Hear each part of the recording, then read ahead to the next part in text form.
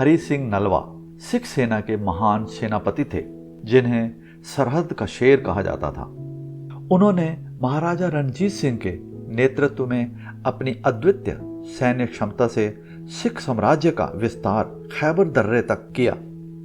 उन्होंने अफगान सेनाओं में भय पैदा कर दिया और उत्तर पश्चिमी सीमांत क्षेत्र में अनुशासन और नियंत्रण स्थापित करने के लिए प्रसिद्ध थे। गुजरांवाला में जन्मे नलवा ने मात्र 10 वर्ष की आयु में सिख सेना में प्रवेश किया। 14 वर्ष की उम्र में महाराजा रणजीत सिंह के साथ शिकार के दौरान एक बाघ ने उन पर हमला किया, जिसे उन्होंने कथित रूप से खंजर से मार गिराया। इसके बाद उन्हें बाघ मार और नलवा की उपाधि मिली।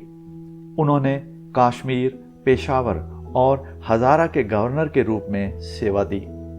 उन्होंने 27 युद्ध लड़े, जिनमें से 24 में विजय प्राप्त की और 20 जीत अफगान काबिलों के खिलाफ थी। उनकी ख्याति इतनी प्रबल थी कि आक्रमणकारी उनका नाम सुनकर ही भयभीत हो जाते थे।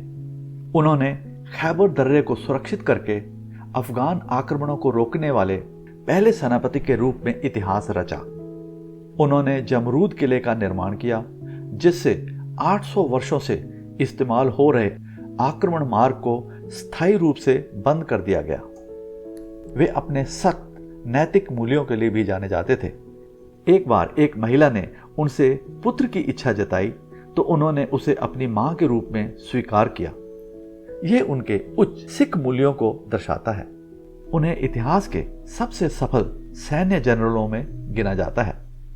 1837 में जमरूद की लड़ाई के दौरान गंभीर रूप से घायल होने के बाद उनका निधन हो गया।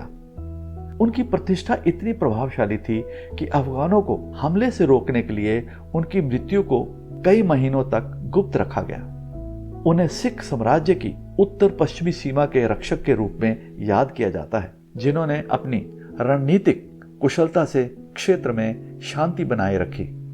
भारतीय इतिहास की ऐसी ही और भी प्रेरणादायक और रोचक कहानियों के लिए कृपया इस चैनल को सब्सक्राइब करें। धन्यवाद।